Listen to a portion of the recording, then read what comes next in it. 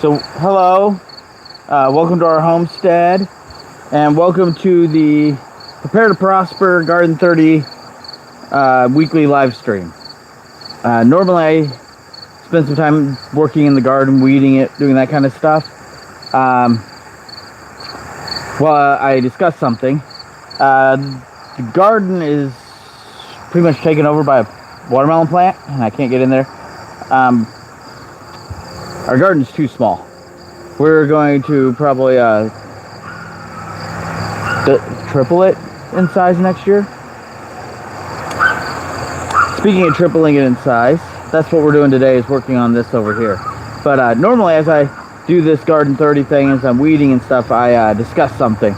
And last week I discussed getting prepared in an organized manner, because far too many of us, myself included, have a tendency of buying the cool stuff and doing that kind of stuff and not being prepared in ways that count more. So basically last week I mentioned that I bought 1,000 rounds of 300 Blackout before I bought a water filter. Should have done it the other way around. And I'm trying to help my preparedness group that I'm a member of now and help them get able to run on their own feet.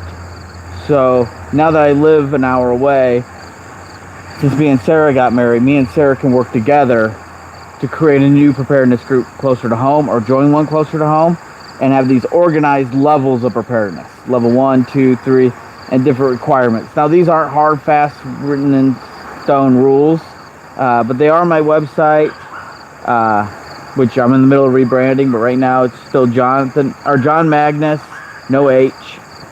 So johnmagnus.com/levels will get you there. Last time we talked about level 1. Real quick rundown on level 1. Pretty basic. Just show up to some meetings, get your simple everyday carry stuff, just a flashlight, a knife, pen, pencil, that kind of stuff. Develop your diet plan, your exercise plan, and your budget. You don't have to do those things. Just get a plan going.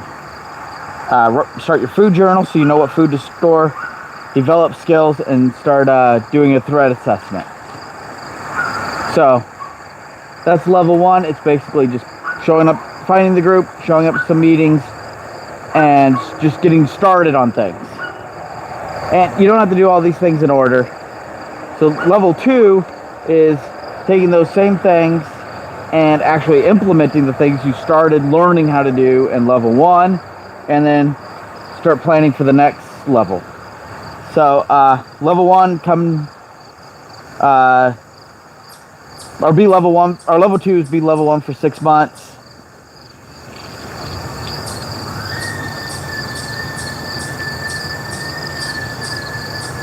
I am discussing preparedness, an organized preparedness method, while working on cleaning out this old burn pit and turning it into a garden.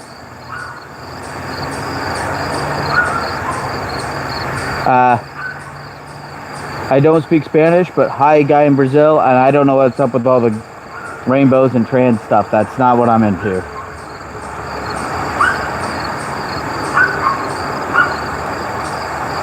No, this is not my garden. My garden's over here. We're going to be expanding the garden into this area. So that's what I'm working on today while discussing this. So the first thing on there is to actually show up, or to get level 1 in preparedness, be basically prepared. And then the second thing is get your everyday carry bag together. This doesn't have to be a tactical cool guy bag. It's basically a little bag, throw in your car, have nearby, but not necessarily on you all the time. Bag that has extra batteries for your flashlight, phone chargers, a first aid kit, stuff like that. So, a good example why you need this is Sarah's mom went to the hospital the other day. Unexpected. She went for a doctor's visit, and they sent her to the hospital. So when they did that, she didn't have a cell phone charger or any of that stuff with her. So when Sarah went to go check on her, just pulled out of her everyday carry bag and pulled out her cell phone charger and everything out of her everyday carry bag and gave it to her mom. So this is how I want, since this is an old burn pile, I want to dig through the top layer before we put the garden here. So I got a bucket, and then I just took a piece of hardware cloth and put it over this, zip tied it to it, and that way I can knock the dirt through hopefully and pick up stuff.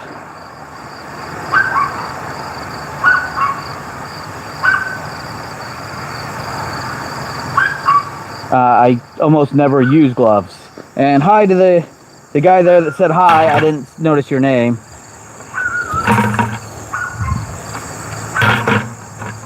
I almost never use gloves. If I'm doing something where I need gloves, yeah, I'll happily use one. Use them, but see, and this is why I'm going through here and cleaning this out. Here's an old glass bottle. Why what? Why don't I wear gloves?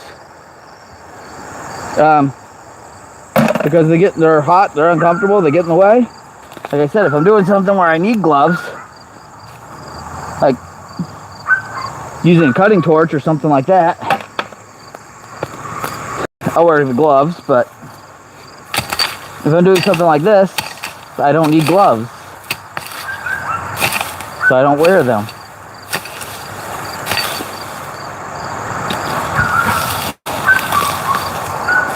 So all this grass and stuff here, I want to save this.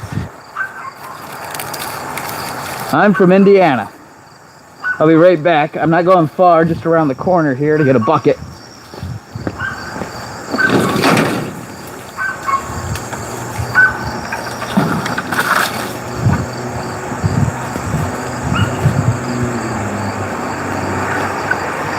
So this bucket I've been throwing weeds in for a while. Once it's full of water, or once it's full of weeds, I'm going to put a piece of cardboard over in a rock and fill it full of water and let it get nasty and let all the nitrogen and other nutrients get in there so I can compost, use that as liquid compost. No, Indiana. Not Louisiana.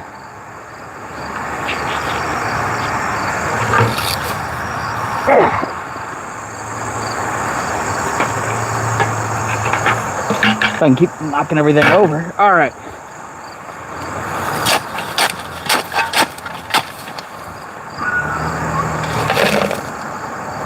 This is going to take a lot longer than I thought it was going to. Anyway.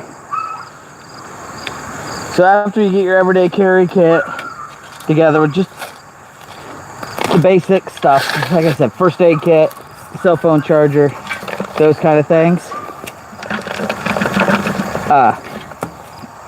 The next thing you should be grabbing or getting together is a little basic kit.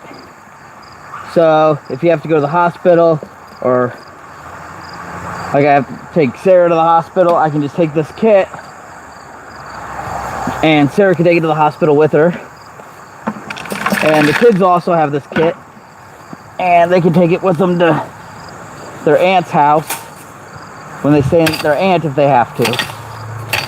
So this kit is just an extra change of clothes, some snacks, some cash. Just throw in an extra cell phone charger because they're cheap.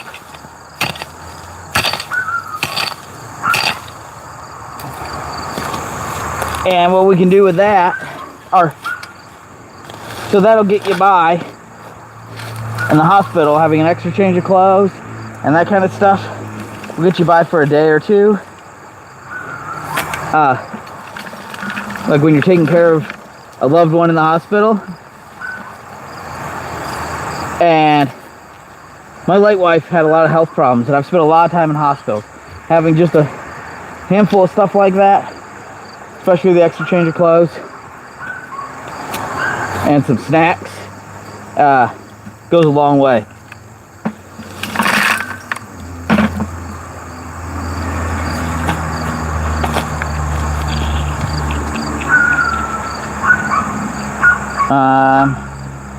Alright, since in the last one you wrote down your diet plan and your exercise plan, your budget, and you wrote those down for level 1. Level 2, you start implementing those. These don't have to be complicated diets. For me and Sarah eats less than 25 carbs a day. I eat less than 100. We need to work more on the exercise stuff. And we're changing up our budget right now because of changes in life. Alright, so the next one I wrote down is learn gun safety.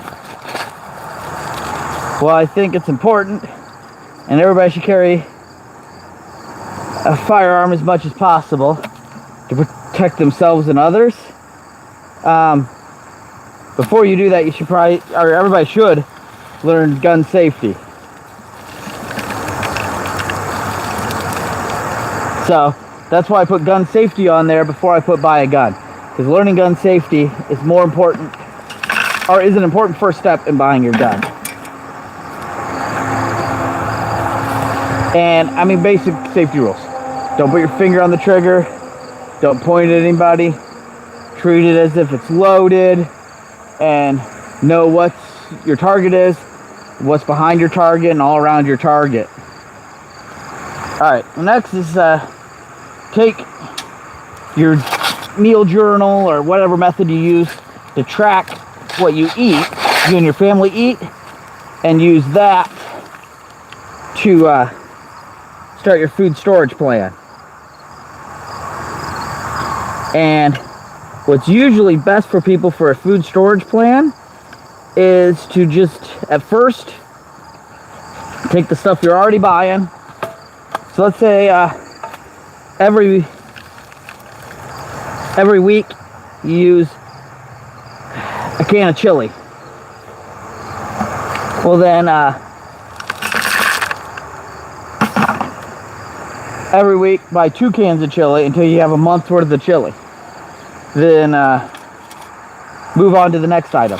I'm not saying you can only do one item at a time, but you can start with one item at a time if you're on that strict of a budget and work your way up. You don't have to try to get a month's worth of food all in one go, because most people can't afford to do that. And that's really hard, and a really high expectation. If I'm using this to put together a preparedness group, I can't say, hey, you should have a year's worth of food if you want to join our group. Now, there's groups that do that, and if that's what they want to do, that's fine, but I think you're going to cut out a lot of potential people that could be good members of your group in order to have that rule. I mean, I don't even have a year's worth of food.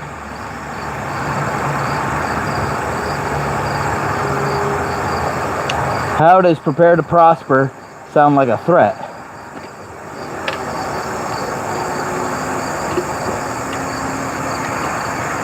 That's what we do around here. We prepare. We're not preparing for the end of the world, polar ice caps shifting. We're not preparing, for the end of the world and bad stuff to happen. We're preparing for the everyday emergencies so we can live a better life. Like the other day, Sarah got a flat tire. She got home. It went completely flat, and we had to go to a scout meeting. Well, because we were prepared, we had a 12-volt compressor and a plug kit. I just plugged it, and we went to the scout meeting. We didn't have to try to drive on a spare tire. And then yesterday, that was Monday. So then yesterday when she went to work, she could just jump in the car and go to work in the morning. She didn't have to worry about, again, driving on a spare. And it's much safer to plug a tire than it is to change out the spare and drive on the spare. It's not threatening at all.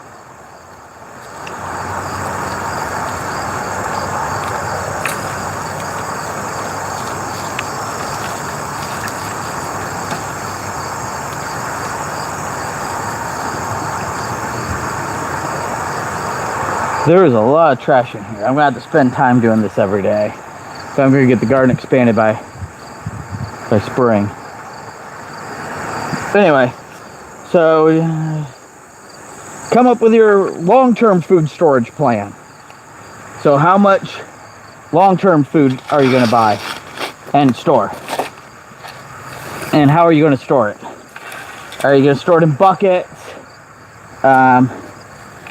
That's what most people do, in Mylar bags inside of buckets.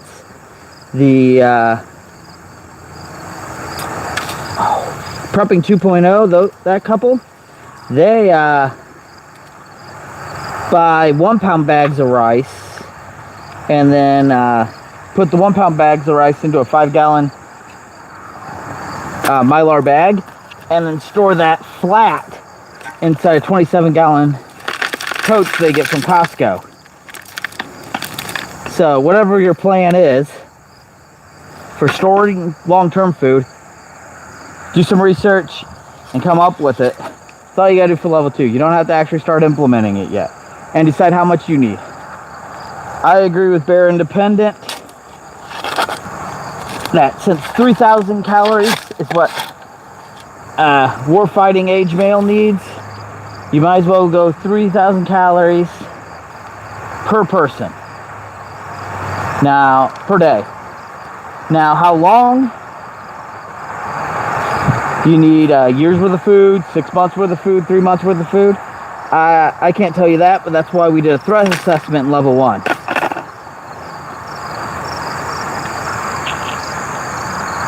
Alright, let's move on. Water storage plan. Same thing. It's like, man, some people's water storage plan is IBC totes in the basement and all this stuff. Me and Sarah's water storage plan is 3 gallon water jugs in the crawl space, supplemented with 1 gallon old tea and juice jugs filled full of water.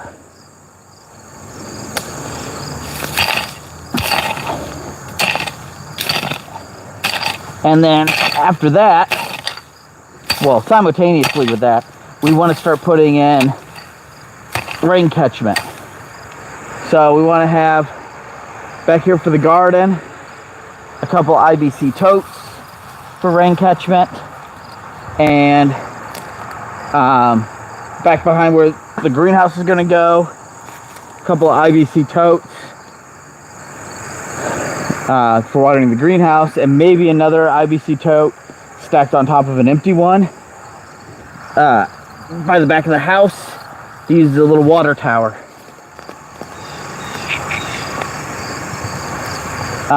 To pressurize the whole system. Won't give you a lot of pressure, but some. And then that bottom IBC tote, we're not just going to leave it empty. That's going to be the eventual doghouse.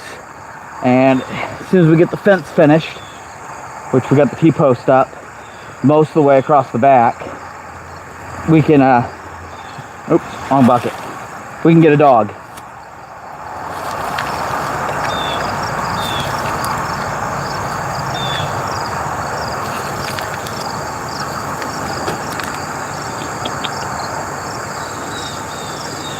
All right, start your garden.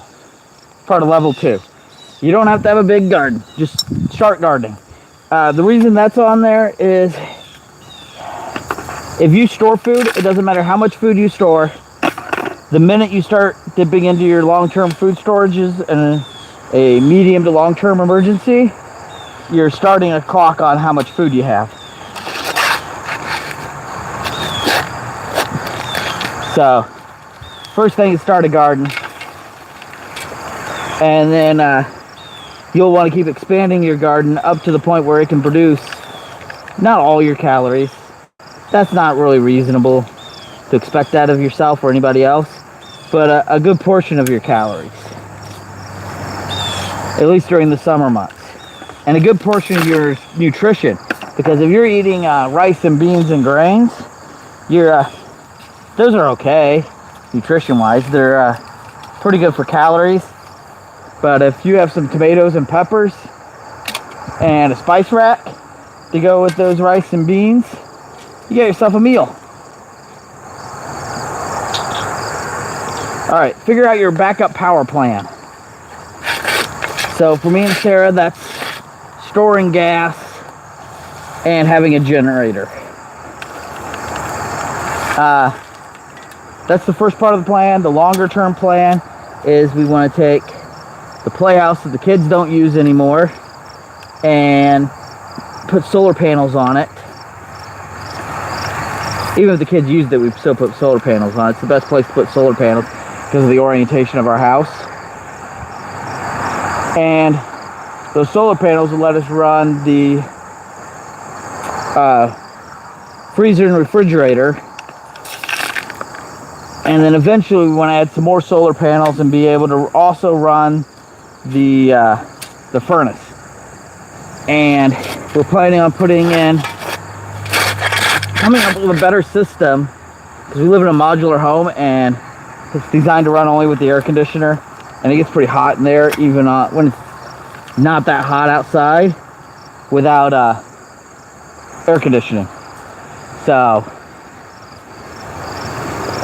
we gotta come up with a system for cooling, but heating's more important. So part of our backup power plan involves heat eventually. We also have a backup heat plan until we can get to the backup power, till we can get the solar to be able to run the furnace, which is the next one, backup heating plan. So our backup heating plan is a Mr. Buddy heater, all holed up in me and Sarah's bedroom if it's that cold, and hang out as a family in there with the Mr. Buddy heater. And then we also want to get a small wood stove. So that's what we want to do for backup heat. Now, like I said, for level 2, you're not implementing these things. You're not implementing your backup heat or your backup power. You're just coming up with a plan. All right, I'm gonna take this and dump this in the low spot over here in the alley.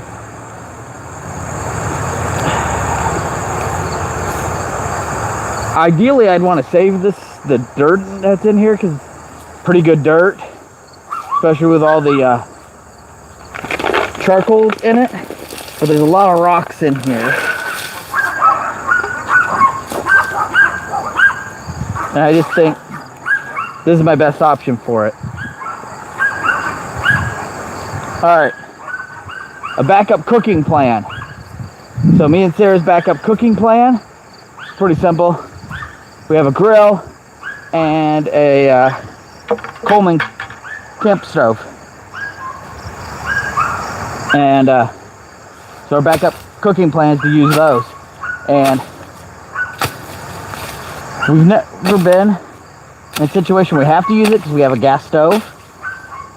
But we do use those all the time for quality of life. So going camping, a lot of times, or sometimes we'll use the camp stove. And when we want burgers, we have a grill. We grill them. Because, like I said earlier, the name of the channel is Prepare to Prosper. Your preparedness stuff should make your life better now. So having our backup cooking sources, is also a quality of life thing, because it makes our lives better for going camping and for day-to-day stuff with the barbecue grill. Sarah likes grilling hamburgers.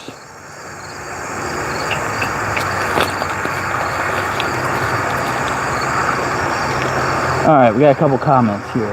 Oh, Sarah. Yep. Sarah's right. She just said that's my wife. She just commented that, hi honey, that the burn pile I'm cleaning out is to expand the garden next year.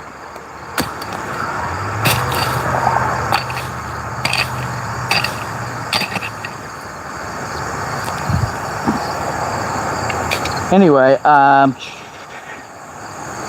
so for level 1, you should be starting to learn skills. First aid, skills that interest you. First aid skills, radio, whatever skills you're into.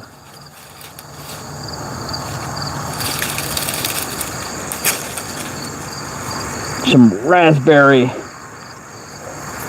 People call them vines. They're not really vines. They're technically arcs. But, who cares? Raspberry vines. They're not vines because they don't vine up anything. They don't attach themselves. These raspberry arcs in here with their thorns. You gotta move those out of the way. If I was doing like a lot of work, but somebody asked about gloves earlier. If I was doing a lot of work with thorny stuff, like I'd clean up the overgrowth in the alley, I'd wear gloves then. And technically they're not thorns. I just found this out recently. Technically raspberries don't have thorns, they're prickles. But again, who really cares? That's not super important.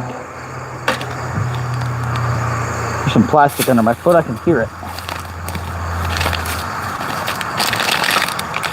Old water bottle. Anyway, in level 1, we were developing our skills in areas that interest us. Now in level 2, we're teaching those skills to others. Because not everybody in the group is going to have the same skills. They're not going to have the same gifts. So, you teach them to others will benefit the entire group. And will also make you better at performing those skills. Because teaching somebody helps you learn. The military, I forget the phrase. It's like see one, do one, show. Yeah, see one, do one, show one. So for every new skill, you watch somebody do it. You do it yourself, usually with their help. You do it a couple of times so you can do it by yourself.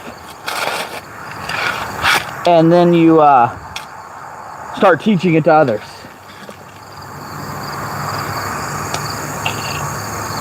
Alright, next thing for level 2 is to get life insurance. I know that's boring, but it's pretty easy and it's pretty easy to do. And if you pass away, you can ask Sarah this. If you pass away, like her late husband did, having the insurance really helped her out and gave her more time to grieve. When my late wife passed away, she was in too bad of health, we couldn't get health insurance for her, or life insurance for her. So when she passed away, I didn't have money, I didn't even have a job. Lost my job right before she passed away. Had to go right back to work, like less than a week after her funeral. So having life insurance isn't just about replacing your income with your loved ones, because it can't replace you. But it can replace some of your income for a while, but also give your family time to grieve and adjust. Same along those lines, just get a power of attorney and write down your final wishes. The last thing is to start putting a documentation package together. So we have our diet plan, our exercise plan, our emergency heating plan, our emergency water. We developed all these plans. So documentation package at first just needs to include all those plans. Your threat assessments, all those things. Then, later on when we get to developing a bug out plan, so if there's a larger emergency, let's say your town gets taken over by a gang and you gotta hightail it out of there to a buddy's house, or there's a tornado and town's destroyed and you're gonna go next town over to your buddy's house, how do you get there? How do you get there if the roads are flooded or if there's trees across the road? So it's 3 locations, at least 3 locations, each one in a different direction, and 3 routes to that. And you should also have 3 spots on each route where you can meet up with your family. So if you're taking one car and they're taking another, like you're coming from work, your wife's picking up the kids on the way out of town from her job, where you're going to meet up. And then the last one, it was read 5 books. Now these aren't books on preparedness or gardening or anything like that. Well, you should be reading some of those books. It's just read 5 books. And every level from here on out adds more books, because it makes you a better, more rounded person. I don't just mean sitting there reading a book. And yeah, I mean, even sci-fi books, stuff like that, any book you want, increases how good, well-rounded person you are, exposes you to new thoughts and new ideas. I'd recommend starting with the 4 Gospels and Acts. Those are 5 really good books if you want to start somewhere. I have a list of books I'm never going to get to. I'll have to live to 300 to read all the books on my list, because I keep adding more and more books. So since this is Garden 30, I got some of my list here for today. So I'll tackle more of this throughout the week. But if you watched the live stream Friday where I talked with Sarah, I'm going to start the first Friday of every month, try to live stream, do an interview with people. We mentioned we had a watermelon in the garden. Well, something got in there and ate part of it and knocked it off the vine. So as soon as I'm done here, I'm going to crawl in there and crawl underneath everything and get it out.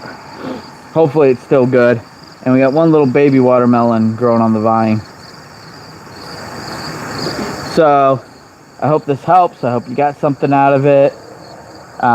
Thanks for watching. And remember, we prepare today to prosper tomorrow.